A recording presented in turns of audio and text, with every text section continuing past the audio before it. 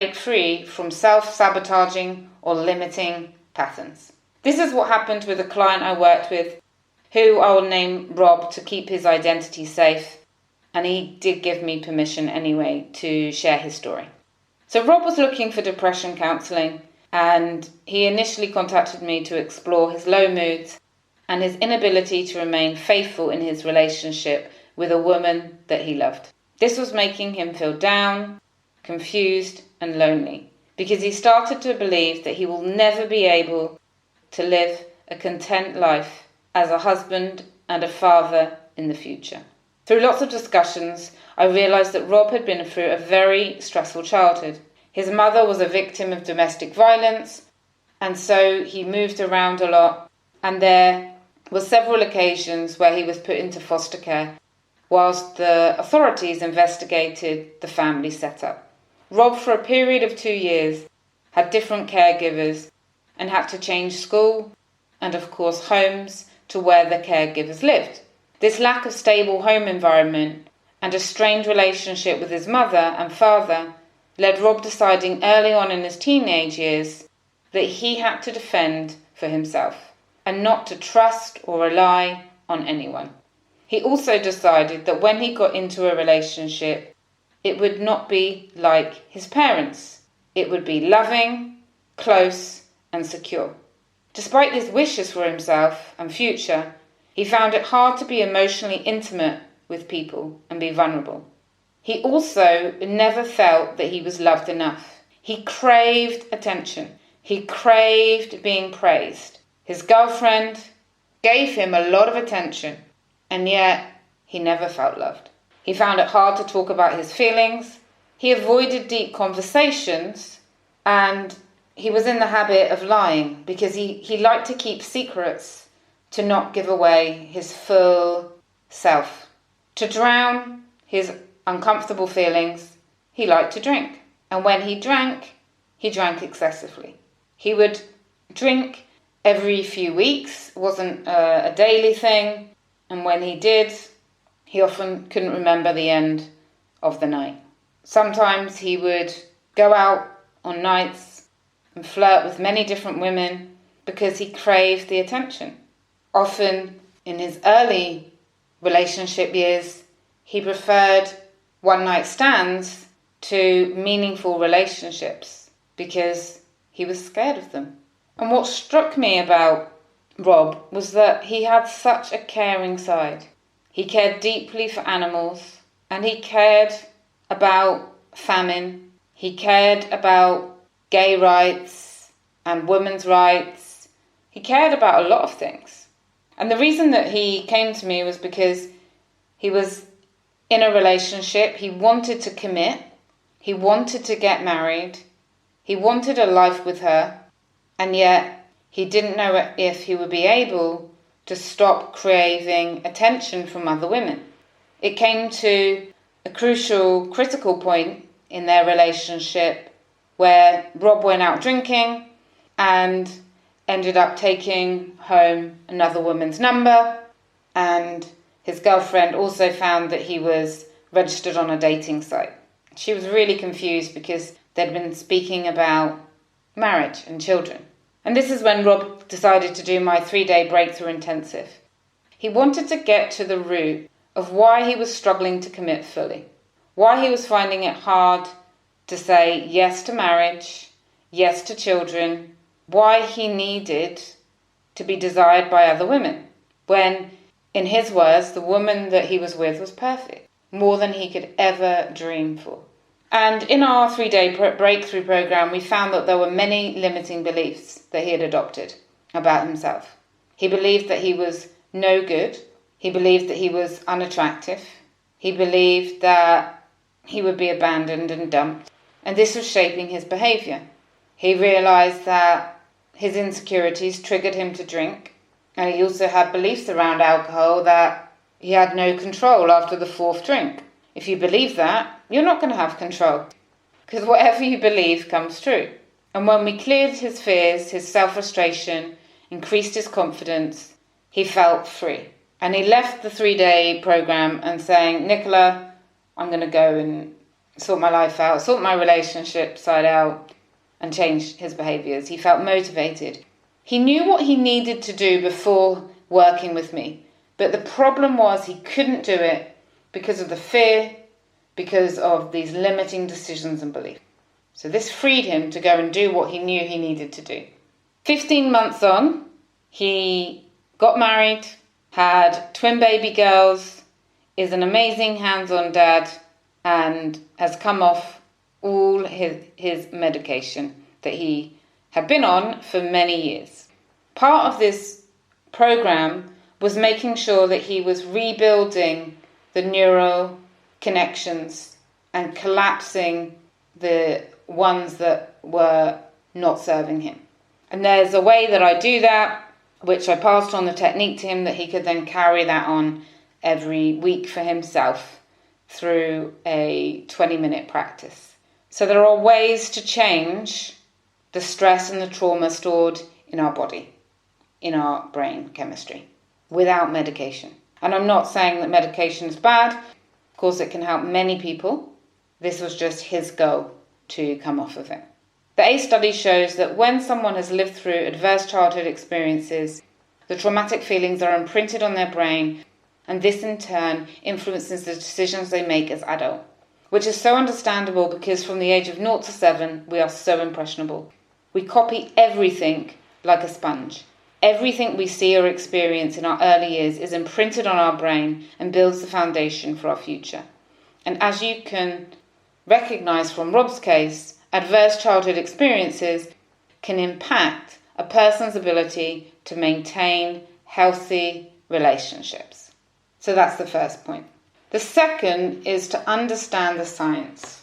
A lot of people feel resigned to the fact that they are a product of their past. There are many studies that prove our brains are malleable.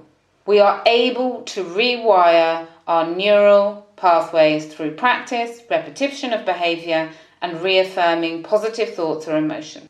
For example, when someone has lived their early years full of toxic stress, their neural pathways will override any positivity because they are so used to negative, stress-ridden situations. Which means even in the positive situations, a person will instinctively be focused on the negative. It's not their fault. It's the way that their brain is wired. And unfortunately, that's all they will see. Negative, negative, negative. And yet, it can be changed. I use a huge range of techniques to help people overcome self-doubt, insecurities, poor body image, other unwanted thought loops that get people stuck. Our current reality is not permanent. We can change it. And that's what I love to do in those 3-day breakthrough sessions, or one day if someone really wants to do a 7-hour day with me. It's about retraining the thinking at the subconscious level, releasing and building new neuro connections. Now, you may choose to start this on your own. You may choose to do positive affirmations, gratitude lists. You may choose to do other things to change your serotonin levels and to collapse the trauma. I do a lot of physical work, even online. I guide people how to physically collapse traumatic experiences through a process called havening, which is about touch, and getting into the delta waves, the very relaxed sleeping waves, whilst reliving a traumatic experience so you can collapse the stress and reduce the impact that that event memories has on you. If you want to find out more about any of this, please do contact me. You can register for a 20-minute Zoom consultation. We can see if we're a fit. You can ask me any questions. I'd be more than happy to share more about it with you. You can email me if you want an email outline. And of course, join the Facebook group because I talk about this more. I'd love to have you in the Facebook group. In fact, I've created the Facebook group specifically for the podcast members, the podcast listeners. And it'll be so lovely to connect with you there because I will be doing lives, and I do video posts, and I create videos that you want. I create meditations that you want.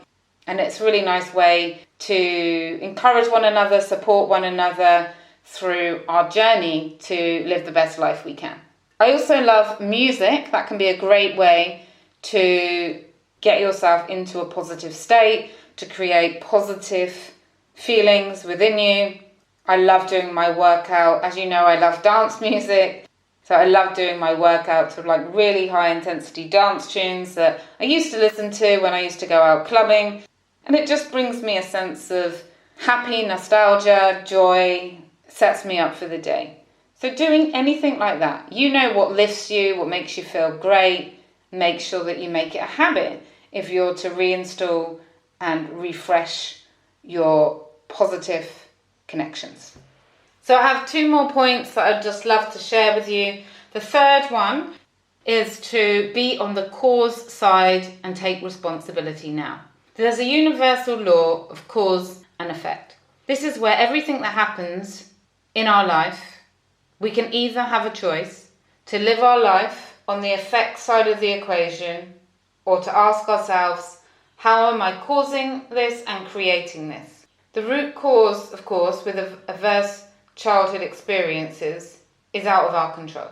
We, unfortunately, cannot control what happens to us in our early years of life. We are vulnerable, we are reliant on our caregivers, and therefore we have little choice. However, as we get older, we do have a choice. We can continue to live our life on the effect side of the equation. We can say, I'm like this because of this. My parents are an alcoholic, so am I. I was abused as a child, therefore I'm never going to have the self-confidence, the self-love that I want. I was hurt early on in my life, therefore I'm never going to trust anyone again and live a life and live in the world seeing it as a hostile, unsafe place. I've been cheated on, and therefore I am never going to fully give myself again to anyone. If we do this, we give away all of our power.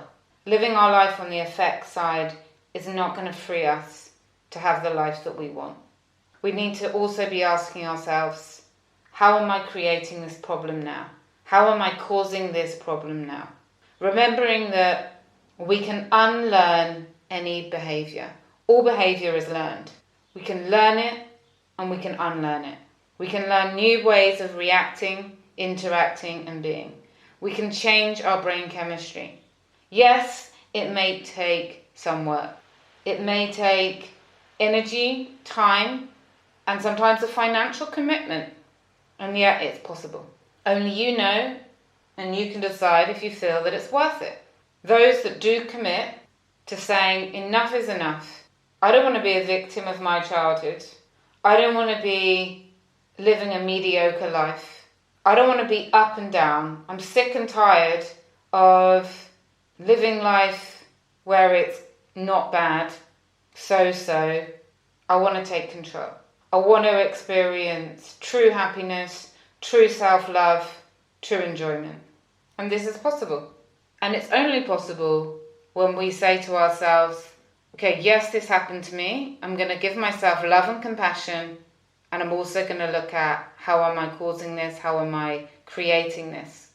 And then the last point is, if you really want to be on the path to change, then get some support.